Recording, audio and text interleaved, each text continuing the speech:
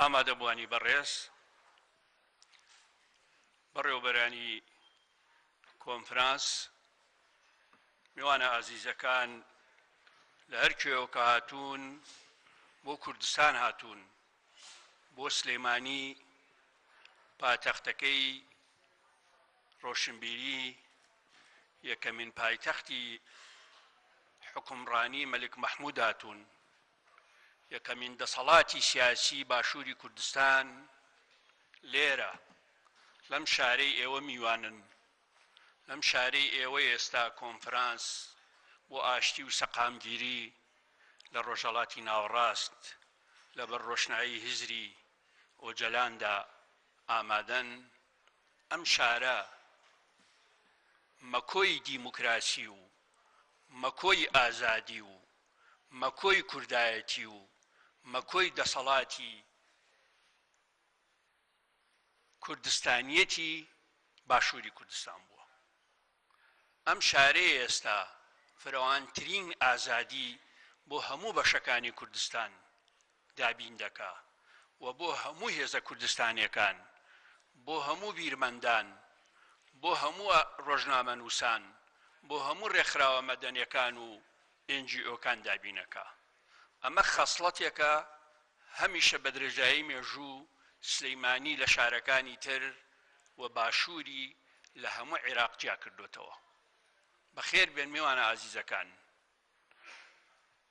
ڕێم بدەن بە خێراتنی گەرمی دۆست و هاوڕێ ئازیز ئاسیا هاوسەرۆکی پەیەداکەم کە لە ڕۆژئاواوە هاتووە بۆ بەشێکی تری نیشتیمانەکەی، هاتووە میوانی ئەکادیمیا و سلەیمانی بێ.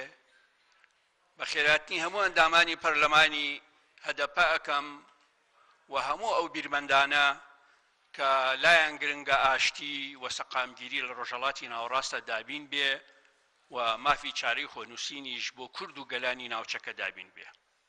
ئامادەبووان دەستان خۆش بێ بۆ بەشنی ئەم کۆنفرانسە لە هەلومەرجێکی هەستیار ئاڵۆز تەمومژاوی و سەرهەڵدانی جۆرەها پرسیاری هەم دڵخۆشکەرە هەم نیگەرانکەر کۆنفرانسەکەتانە بەستن. دڵخۆشکەرە بۆی کە هێشتا خەبات بەردەوامە، داعشەکان تێکەشکێن و دەوڵەتە گەورەکان تێگەیشتوون کە پێشمەرگە شەڕەڤان گەریلا ڕۆڵێکی شۆڕژگێڕانە ئەجێرە لە ڕاپەڕاندنی ئەرکەکانی بۆ تێکشکانی سەلەفیە جیهادیەکان. دڵخۆشکەرە بەوەی ئێستا ڕۆژئاوای کوردستان بووە بە ژمارەیەکی سیاسی و سەنگەری شۆڕژگێڕانە لە ناوچەکە کە ئەگەر جاران خەباتی سیاسی لەوێ نووزەی ئاهات، ئێستا بە دەنگی زۆڵاڵ لە ڕۆژهەڵات و لە دنیاە ڕۆژئاوای کوردستان بۆ بە مەیدانێک لە مەیدانەکانی ئەزمموی نوێی دیموکراسی لە سووریای نادیموکراتدا. بەخێر بێن بۆ سلەیمانی لە ڕۆژێکە کۆنفرانسە بەستن هەمووی چەند ڕۆژێک لەمەوبەر سەربازە فاشستەکانی تورکیا کە کودەتایان کرد سەلماندیان هەموو بۆچوونەکانی ئازادی خوازان لە تورکیا، هی گەلانی تورکیا، هی دیموکرات خوازانی تورکیا و بە تایبەتی هی پەکەکە ڕاست و دروست بوو کە ئەو سوپایەکە ئاشتی تێکەدا، ئەو سوپایە دیالۆگ تێکەدا، ئەو سوپایە شانسەکانی بەدیهێنانی مافی گەلان و کۆتاییپیهێنانی دیکتاتۆریەت لە تورکیا تێک ئەدا. دەرکەوت ئەو سوپایە نەک ناتوانێت یارمەتی دەری پرۆسەی ئاشتی و دیالۆگ بێ، بەڵکو ئەو سوپایە لاینی کەمی تێگەیشتنیشی بۆ لۆژیکی سەردەم نییە و ناتوانێت لە جەوهەری سیاست و لە ستراتیجی سیاسەتی سەردەمیش تێبگا. تەنانەت بوو بە دوو پشک، بوو بە مار و ئاڵایە گردنی سەرۆکی کۆماری ئێستای تورکیا و لە ئانووساتێکا بوو کە بە ڕێکەوت هەم جانی ئەو ڕزگار بووە و هەم سیستەمەکەی کە ناتوانێت چارەسەری دیموکراسی، ناتوانێت چارەسەری ئابووری کێشە ئابووریەکان و ناتوانێت لە ڕوانگەی هاوچەرخەوە سەیری هاوکێشە سیاسەکان بکە، سەرنجامی قوڵبوونی قەیرانەکانی دیموکراسی، قەیرانەکانی ئابووری، قەیرانەکانی سیاسی پەنگ خواردنی هەموو ئەو قەیرانە سەرنجام وا تەقیەوە کە سوپای تورکیا وەکو خویە کە بە شیری خواردوێتی لە سەردەمی کەمالیزمەوە هەڵگەڕایەوە بۆ چوارگۆشەی یەکەمی فاشێتی خۆی و سەر لە نوێویستی شەشەمین کودەتا لە تورکیا سەر بخا کە ئەگە سەری بخستایە بێگومان ئەو عەقڵەتەی کە سوپای تورکیا بە درێژایی مێژووهەی بووە وەکو سوپای سیستەمێکی ناسیۆنالیستی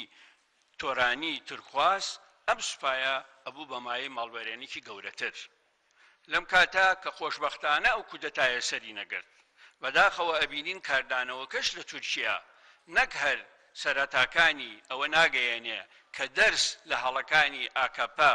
و سیستەمی تورکیا لە 100 ساڵی ڕابردووە گیرابێ بەڵکو ئێستا هەندێک لە دەستکەوتەکانیش کە ریفۆرمی دیموکراسی بوو بێ یا ریفۆرمی ئازادی بوو بێ یا ریفۆرمی کۆمەڵایەتی بوو بێ یا دیدێک بوو بێ لەگەڵ پرینسیپەکانی یەکێتی ئەوروپا بگونجێ خەریکە لە هەندێک لەو ریفۆرمانەش و هەندێک لەو پرینسیپانەش پاشەکشەکرێ و دوور نییە تورکیا دووچاری ڕۆژگارێکی ڕەش و ڕەشەکوژیەکی ئەوتۆ بێتەوە کە بەڕاستی ببێتە مایە ئەوەی تورکیا لە ئێستا تەریکتر بخە و ببێتە مایە ئەوەی کە قەیرانەکانی تورکیاوە قوڵ بکاتەوە لەدا تا 20 ساڵی ئایندەش نەتوانێت لە ژێرباری هەڵسێتەوە. ئەم کۆنفرانسە بۆ ئەوەیە ئاشتی و ئازادی سەقامگیری لە ڕۆژهەڵاتی ناوەڕاستە بەدی بێت. ڕۆژهەڵات ئێستا بە هەلومەرجێ کاتێ ئەپەڕێ ناتوانین بڵێن خۆش باوەڕەکانی سەرەتای بەهاری عەرەبیمان ماوە بۆ کۆتایی هات و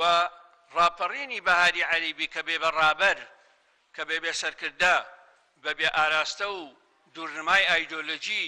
تەقیەوە وردە و دەدەرکەوت ڕاپەڕین ئەگەر پێشەنگی نەبێ ئەگەر داینەمۆی ئایدۆلۆجی نەبێ و ڕابەر ئەگەر حزب و جۆرەها حزبی تێکۆشەری قاڵ و قوڵبووی خەباتی نەبێ ئەم جۆرە ڕاپەڕینە ناتوانن سەرکەوتن بەدەست بێنن. لیبیا بینین، سووریا بینین، یەمەن بینین، مصر بینین، ئەو وڵاتانی دەوروبەرە بینین چارەنووسیان بەرەو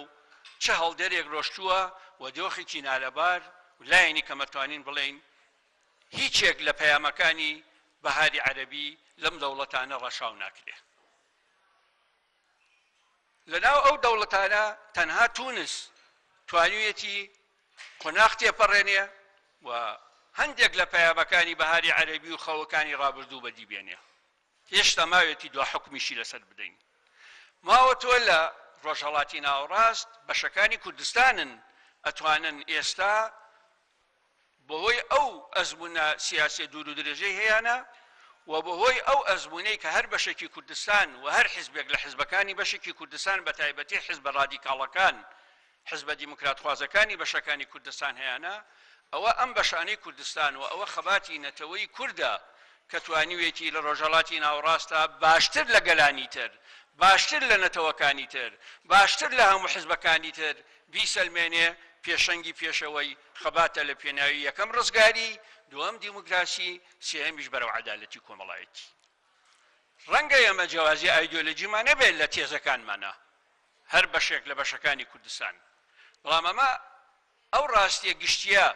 بەتاڵ ناکاتەوە کە نەتەوەی کورد ئەمڕۆ پێشەنگی نەتەوەکانی ترە لە پێناوی ئازادی خۆی و ئینجا گەلانی تری دراوچی. فەلسەفەی هەدەپە کە بۆ سەرانسەری گەلانی تورکیایە هەر ئەو فەلسەفەیە کە دیموکراسی بۆ سەرانسەری گەلانی تورکیا بەدی بێ و لە ڕۆژاوای کوردستانیش فیدرالیزم بۆ سەرانسەری تورکیا بەرزکراوەتەوە، لە باشووریش سیستەمی فیدرالی بۆ سەرانسەری عێراق بەرزکراوەتەوە. ئەگەر لە عێراق سیستەمێکی فیدرالی لە دەستوردا چەسپیوە و هێشتا لە ناوەڕاست و باشووری عێراق بەدی نەهاتووە بەڵام دەستە بەرکردنەکەی لە دەستوردا شانازەکەی گەڕێتەوە بۆ گەلی کورد لە باشوور و ئەگەر لە ئایندەیە لە سووریا سیستەمێکی دیموکراتی فیدرال بێتە دیسان شانازەکەی ئەگەڕێتەوە بۆ ڕۆژاوای کوردستان و بێگومان ئەگەر هەدەبەش بتوانێت سیستەمی دیموکراسی بەدی بێنێ لە تورکیا و کاریگەریەکانی خەباتی شۆڕژگێڕانی پەکەکەش بتوانێت ئەو ئاراستە دیموکراسیە بەهێزتر بکە بێگومان دیسان شانازەکە ئەگەڕێتەوە بۆ گەلی ئێمە لە باکوور و بە دڵنیاییەوە ئەم خەباتە ئەم خەباتە لە پێناوی فیدرالیزم لە هەموو بەشەکانی کوردستان ئەی سەلمێنێ کە سەرەڕای ئەوەی ئێستا بەهاری عەرەبی بەرەو تەنگژە ڕۆشتووە و هەندێکی بەرەو هەڵدێ ڕۆشتون و ئاسانیش نییە هەڵسنەوە، بەڵام هێشتا دڵخۆشیەکەی لەوایە نەتەوەی کورد نەتەوەیەکی بەهێزە، پشتیوانیکی بەهێزی هەیە، دوێنێ وتەبێژی ڕسمی وڵاتە یەکگرتووەکانی ئەمریکا داوای سەر لە نوێ دیالۆگی کردەوە لە نێوان دەوڵەتی تورکیا و پەکەکە. ئێمە ئومێدەوارین ئەگەر دەوڵەتانی دنیا ڕاست دەکەن ئەیانەوێ ئاشتی سەقامگیر بێ لە ڕۆژهەڵاتی ناوەڕاستە، پێشەموو شتێکە بێ ئەو دەسە مێژوویە باش هەڵبهێنجن کە لە چاوی یا لە ڕوانگەی حکوومەتەکانەوە جارێکی تر لە کۆنگرەکانی ڕۆژهەڵاتی ناوەڕاست، لە کۆنگرەکانی جنێڤ 1، 2، 3 و باقی کۆنگرەکان لە چاوی حکوومەتەکانەوە لە بەرژەوەندی حکوومەتەکانەوە سەیری خەباتی دیموکراسی و مافی گەلانی ڕۆژهەڵاتی ناوەڕاست نەکەن. ئەو چاوە چاوێکی لێڵە، چاوی حکوومەتەکان چاوێکی دژە دیموکراسیە، چاوی حکوومەتەکان چاوی مۆنۆپۆڵەکانی کۆمپانیەکانە، چاوی حکوومەتەکان هەڵگەڕانەوەیە دیسانەوە بەرەو دیکتاتۆریەت، بەڵام بە شێوەیەک کە بگونجێ لەگەڵ ئێستایە. بە پێچەوانەوە ئەگەر ڕۆژ ئاوا سەرەڕای ئەوەی تەرحی ئەمریکا بۆ چارەسەری ڕۆژهەڵاتی ناوەڕاستی گەورە وەکو پێویست سەری نەگرتووە، بەڵام ئەمە بۆ مانای نییە کە تەرحی ئەمریکا یا تەرحی هەر وڵاتێک یا تەرحی یەکێتی ئەوروپا بۆ ئەوەی تورکیا بە پێی پێوەرەکانی خۆیان لە یەکێتی ئەوروپا قبوڵکەن و تورکیا نەیتوانیوە پێوەرەکان جێبەجێ بکات تا ئێستا، ئەمە بۆ معنای نییە بە ناچاری بڕۆن لەگەڵ حکوومەتەکان ڕێککەونەوە بۆ ئەوی لۆزانێکی تر یا سەعەد ئابادێکی تر یا سنتۆیەکی تر یا جەزائیرێکی تر لە ڕۆژهەڵاتی ناوەڕاستە لەگەڵ ئەم حکوومەتانە مۆر بکەن و دیسان بێن بیناقاقای گەلان بگرن و بیانەکانیان بە خەباتی ئازادی خواست بگرن. نەخێر، ئەو حکوومەتانە ئەوەی ڕووخاون شایەنی ڕووخان بوون، چونکە نەیانتوانی نە دەوڵەتی نیشتیمان بن، نە دەوڵەتی هاوڵاتی بن، نە دەوڵەتی مەدەنی بن، نە دەوڵەتی دیموکراسی بن، و ئەوەی نەڕووخاویشن ئەوە هۆیەکەی ئەوەی نییە ئەمانە باشن، هۆیەکەی ئەوەیە کە کۆی دۆخی ڕۆژهەڵاتی ناوەڕاست نەگەشت بۆ ئەو ئاستا وشیاری گەلان و هێزە دیموکراتیەکان ڕابچەڵەکێنێ و چارەنووکی دیموکراسی بکا بە ئەڵتەرنەتیڤی ئەم سیستەمانە کە نەڕووخابن یا وشیاری دیموکراسی لەو ئاستە نەبێ، نابێ غەرب، نابێ ئەمریکا و دەوڵەتانی یەکێتی ئەوروپا و هەموو دەوڵەتانی تری جیهان بۆی نەڕووخانی حکوومەتەکانەوە بگەڕێنەوە بۆ ناوەڕاستی سەدەی ڕابردوو و دیسانەوە ڕێککەوتە خراپەکان بسەپێننەوە لە ئەم ناوچانە و لە پێشەکە هەر ڕێککەوتێکی خراپ ئێستا، هەر ڕێککەوتێکی خراپ لە کۆنگرەکانی ڕۆژهەڵاتی ناوەڕاست لە پشتی پەردا یا پێشی پەردا تەوقیع بکرێت لە بینی ڕۆژ ئاوا و حکوومەتەکانی ناوچەکە بە پاساوی ئەوەی کە ئاسایشی نێونەتەی کەوتوتە خەتەرەوە و بازاڕی نەوت کەوتوتە خەتەرەوە، ئەگەر ئەم پاساوە دیسان کە پاساوەکانی دوای جەنگی یەکەم و جەنگی دووەم و سەردەمی لۆزان و سیڤەر و دوای ئەوەیە، ئەگەر ئەم پاساوە دابتاشنەوە بە بێگومان ئەم حکوومەتانەی کە ماون و نادیموکراتین ئەگەر بێتەوە لە ڕێککەوتنە نێو دەوڵەتەکان دیسانەوە هەوڵی بژانەوەیان ژیاننەوەیان بەهێزکردنەوەیان بدرێ، ئەم حکوومەتانە زۆر دڕندەتر ئەچن بە گشت هێزە دیموکراتەکانە و بنەمایی کارەساتی گەورە لە ناوچەکە و بە تایبەتی لە بەشەکانی کوردستانە. بۆیە نابێ غەرب و نابێ دەوڵەتە گەورەکان ئەوە لە بەرچاو نەگرن کە هەموو ڕێککەوتنێک ببێتە مایەی بەهێزبوونی ئاراستا یا تەوژمی نادیموکراتی خەتەرە، هەم بۆ ئاشتی و سەقامگیری لە جیهان، هەم بۆ ئاشتی و سەقامگیری لە ڕۆژهەڵاتی ناوەڕاست. ئێمە وەکو کورد، وەکو باشوور، وەکو یەکێتی نیشتیمانی کوردستان لە کاتێکدا دەرک بە ئەوە ئەکەین ئاشتی لەسەر ئاشتی دنیا مافی گەلانی دنیاە، ئاسایش لەسەر ئاشتی دنیا مافی گەلانی ئەوروپایە و گوناحێکی گەورەیە، تاوانێکی گەورەیە. ئەم تیرۆریستانە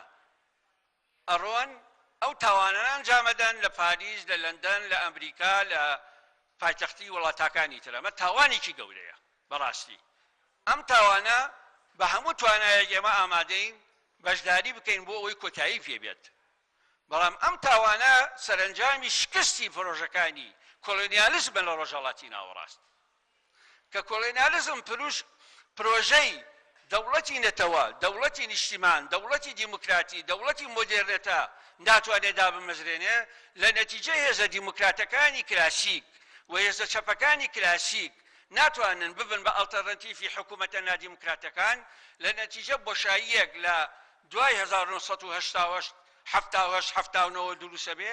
هێزە فوندەمنتالیستەکان ئەم بۆشاییان پڕ کردوتەوە و وردە بەرەو هێزی فوندەمنتالیستی تیرۆریستی ڕۆشتون و سەرنجامەکەی داعش و جەبهەی نەسرە و ئەوانەی لێ پەیدا بوون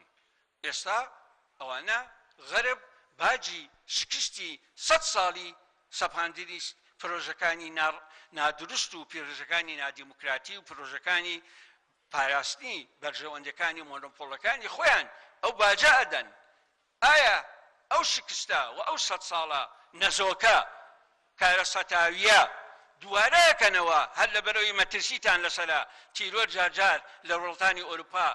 تاوان ئەنجامەدا یاخود کارێکەکەن ڕێبازی ئێوە ستراتیژی ئێوە لەگەڵ ستراتیژی گەلانی ئێمە و دیموکرات خوازەکانی ئێمە یەکانگیر بکەن بۆ ئەوەی چارەسەر ڕیشەیی بۆ کێشەکانی ڕۆژهەڵاتی ناوەڕاست و بۆ ئاشتی و سەقامگیری ڕاستەقینە لە ڕۆژهەڵاتی ناوەڕاست بەدی بێت کە ببڕای ببەر جارێکی تر دەرەتان نەڕەخسێتەوە داعش و داعش ئاساکان سەر هەڵبداتەوە ئەم کۆنفرانسە بۆ لێکدانەوەی بەشێکی ئەو بیرانە و لە ناویانە بیری بەڕێز ئۆجەلان کە بەداخەوە لەسەر ئازادی لەسەر دیموکراسی لەسەر چارەسەرکردنی کێشەی دیموکراسی لە تورکیا و مافی چارەنووس بۆ نەتەوەی کورد 7 ساڵ زیاترە تند کراوە لە زیندانە زیندان بۆ دکتاتۆرەکان ڕەنگە مانای ئاسوودەیی ئەو بێوجدانیە بێکە هەیەە بەڵام بۆ ئازادی خوازان بێگومان جگەل لەوەی کە زیندان لایەنی تاریکی هەیە بەڵام لایەنی ڕوانکیشی تایە بۆ ئێمە هەمیشە ئازادی خوازان لە شەقامەکان لە شاخەکان و لە زیندانەکان سەنگەری ئازادی خوازیان هەبووە زیندان ئێمە ئەیگۆڕین بە ئازادی خوازی ئەیگۆڕین بە سەنگەری ئازادی خوازی ئەیگۆڕین بە بەرهەمی هزر و بە بەرهەمی فەلسەفە و بە بەرهەمی لێکدانەوە ئەمە مانەجوانەکانی زیندانە بۆ ئازادی خوازان هەروەکو بەڕێز ئۆجەلان لە گیانبینی خۆیەوە ئەو هەموو بەرهەمەی هەبووە لە زیندانە کە هەیەی ئەگەرنەوە ئەمەوێت لە کۆتایی قسەکەم ئەمەش بڵێ مەگەرنەوە ئەڵێن بۆ یەکەم جار یەکەمین زیندان لە دنیاە لە چین دروست بووە چۆن دروست بووە کابرایەک یەکێکی کوشتووە لە چینی 5,000 ساڵ لە مۆبەر یەکێکی کوشتووە هەڵهاتووە چۆتە ماڵە جوتیارێک سەرگوزەشتەی تاوانەکەی خۆی گێڕاوەتەوە هیلاک بووە برسی بۆ کابرا و تێتی وەرە من ژوورێکت بۆ دروستەکەم بۆ خۆت لێرە بژیە تا ئەمریت نایڵم بتگرن کە وردە ژووری بۆ دروست کردووە وەکو زیندان لە پشتی ماڵی خۆی کابرا ئەخلاقی باش بووە لە کشتتوکاڵە یارمەتی جوتیارەکەی داوە کابرای خاوەن ماڵ کچەکەی خۆشی داوەتێ لەو ژوورە کە وەکو زیندان بۆ بۆی ساڵێ دوان سیان ئەمە نانی دراوەتێ و لەو ژوورەی لە پشتی ماڵەکەیە ئاخێنراوە کچێکی خۆشی داوەتێ خاوەن ماڵەکە خانە خوێکەی دوای چەند ساڵێک سێرەکە ژیانی هیچ معنایەکی نییە لەم ژوورە بمێنێتەوە لەوێش هەڵهاتووە لەو ژوورەش هەڵهاتووە یعنی تەحملی ئەو زیندانێکی دەکردووە کە کابرا چاکەیشی لەگەڵ کردووە و لە مردن ویستێتی ڕزگاریکە ئێستا چۆن ئینسان ئەتوانێت تەحملی زیندانێک بکە و ئەو هەموو بەرهەمەی هەبێ ئەگە بیر و باوەڕی نەبێ ئەگەر ڕەهەندەکانی ستراتیجی لە بەرچاوی ڕۆشن نەبێ و دیکتاتۆرەکان یا حکوومەتەکانی دنیا چ دڵێکیان بە زیندان خۆشە یان فەرموو بدەم چ دڵێکیان بەخۆشە یعنی ئێستا جەنابی ئۆجەلان ئازاد بووایە و توانای خۆی بۆ دیموکراسی لە تورکیا بەکاربێنەیە باش بوو یا ئەوە 40 ساڵە ئەو هەموو جەنەرالەتان پەروەردە کردووە بە سەدان ملیۆن ئەگەرم بە ملیارها دۆلارتان بۆ سوپای تورکیا تەرخان کرد لە نەتیجەکەی وەتە خەریکە سەری خۆتانە خوارد کامیان باشە ئەو سوپایانەی لە ئەوروپا کە سوپای پرۆفشناڵین و جەنەراڵەکانیان دیفاع لە نیشتیمان و دەستورەکەن و هیچ مەترسیەک نین لەسەر دەسەڵات لەسەر سەرۆکەکان لەسەر حیزبەکان لەسەر مۆدێرنێتە لەسەر پەرلەمان لەسەر دەستور لەسەر ئاسایش و مافی هاوڵاتی ئەو سوپایانە باشن یا ئەم سوپایانە باشن کە هەر 10 ساڵ جاری هەر 15 ساڵ جاریە خۆیان ئەبن بە مەترسی بۆ کۆی دەوڵەتەکان و کۆی سیستەمی دەوڵەتەکان بۆیە ئێمە لێرەوە دیسان ئەیڵێن با ئەو کودەتایە دەرسی پۆزیتیڤی لەوەربگیرێ نەک دەرسی نەگەتیڤ نەک دەرسی خۆسەپاندن نەک دەرسی ئەوەی کە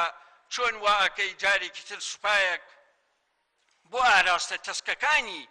عەقلی حیزبایەتی یا عەقلی سەپاندنی سیاسەتی تاکڕەهەندی دروست بکرێتەوە دەرسی لێوەربگرێت دەرگاکانی ئازادی بکەنەوە ژیانی پەرلەمانی باشترکەن دیالۆگێکی باشتر بۆ چارەسەکردنی کێشەی دیموکراسی و چارەنووسی کورد لە باکووری کوردستان دەرگا بکەنەوە کۆتایی بێنن بەم تراجیدیانەی کە 100 ساڵە تورکیا لە دوای دروستبوونی کۆماری ئەتاتورکەوە تا ئێستا 100 ساڵەوە پێش ئەوەش بە 200 ساڵ ئەم دەوڵەتە هەر سەر ئەکوتێ و سەرنجام نەیتوانیوە دەستەبەری چارەنووسی سیستەمەکەی خۆشی بکە نەک بە تەواوەتی مافی گەلان یا دیموکرات خوازەکان سەرکوت بکە بە دڵنیاییەوە ڕەنگە ماوەیەک ئاکەپە بتوانێت کۆنتڕۆلی دەوڵەتەکە بکە بەڵام ناتوانێت هەتایە کۆنتڕۆلی خەباتی ئازادی خوازی بکە و ناشتوانێت کۆنتڕۆلی خەباتی ئازادی خوازەی باکووری کوردستان بکە بۆیە ئومێدەوارین یەکەم جەنابی ئۆجەلان ئازاد بکرێ ئەگەر لە حکوومەتی خۆتان دڵنیان ئەگەر لە سیستەمی خۆتان دڵنیان ئەگەر لە هەڵبژاردنەکان لە خۆتان دڵنیان بۆ ڕابەرێکی کوردان خستۆتە زیندانەوە و بۆ لێترسن ئەگەر لە خۆتان دڵنیانین با تێبگەین ئایا ئێوە ئەتانەوێ هەر بەم شێوەیە کە لە ڕابردووە بووە بەردەوام بن بە بێگومان ئەم جاریان کوتەتا جارێکی تر ڕووداوی چاوەڕوان نەکراوی ڕەنگە خەتەرتر بێتە پێشەوە هیچ دەستەبەرێک نییە بۆ ئەم جارە سیستەمانە هەر دەبێت دائیمەن بە چواردەوری خۆیان بڕوانە چۆن موئامەرە ئەکرێ یا چۆن موئامەرە ئەکا و لە پڕ تەقینەوەی گەلانیش لە ئارایە ڕاپەڕینی گەلانیش لە ئارا هەیە بۆیە ئومێدەوارین ئەم کۆنفرانسە ئەو لایەنە لێک باتەوە و لەم کاتە کە نیگەرانیش هەیە لە ڕۆژهەڵاتە و جۆرێک لە کۆبوونینی هێنی هەیە من ئەو ڕۆژە لە کۆڕەکەشمان باسم کرد ڕۆژئاوای کوردستان بە حکمی فشارەکان کە تورکیا هەیەی و پەیوەندیەکانی چاکردوتە لەگەڵ رووسیا لەگەڵ ئیسرائیل لەگەڵ سعودیا و خەریکە لەگەڵ سووریا چاکیەکاتەوە لەگەڵ عێراق چاکیەکاتەوە ئومێدەوارین بەڕاستی ئەم کۆنفرانسە ئەو مەترسیانەش لێک بداتەوە و ڕێگاکانی بەردەوامبوونی خەبات و پوچەڵکردنەوەی موئامەرەکانیش ڕۆشنتر بکە هیچ نەبێت لە ڕووی فکر و هزرەوە ئێمە دوێنێ بەڕێز مالیکی لەلامان بوو ئەو مەوزوعەمان باس کرد لەگەڵیا لە کۆبوونی داخراوی خۆمانەوەمان باس کرد وتمان ئایا ئەتوانین بزانین عێراق لە کۆبوونی نێنی جەزائیر کە لە بینی سووریا و تورکیا کراوە عێراق دەوری چییە ئایا عێراق بەرپەرچە داتەوە ئایا عێراق بەشێکە بێت لەوەی کە سووریا و تورکیا ڕێک بکەون لەسەر حسابی گەلانی وەکو ئێمەوە لەسەر حسابی ڕۆژئاوای کوردستان ئایا ئەمە باشە عێراق ببێ بە بەشێک لەو پیرانانە بۆ وجدان ئێڵم بە پۆزیتیڤ جوابی دایەوە و وتی ئێمە بە هیچ شێوەیەک ئەوە قبوڵ ناکەین عێراق ببێ بەشێک لەو جۆرە پیلانانە سەرکەوتوو بۆن ئامادەبووان خوشک و برایانی عزیز میوانانی عزیز بەخێر بێن ئومێدەوارین هەموو ئەو بابەتانەی پێشکەشی یەکەن هزر و فەلسفەی دیموکراسی کوردایەتی باشتر ڕۆشن کاتەوە لە پێناوی هەمومان لە ڕوانگەی ئایدۆلۆجی جیاوازمانەوە هەمومان لە گیانبینی جیاوازمانەوە بتوانین لە پێناوی یەک ئامانجی هاوبەش ئەویش بەدیهێنانی دیموکراسی لە ڕۆژهەڵاتی ناوەڕاست ئاشتی و سەقامگیریە لە ڕۆژهەڵاتی ناوەڕاست کە تایە بێگومان پێشەنگەکەی خەباتی دیموکراسی ئێستا کە نەتەوەی گورتە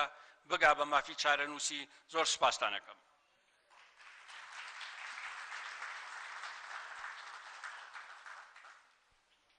زۆر سپاس بۆ بەڕێز کاک مەلا بەختیار.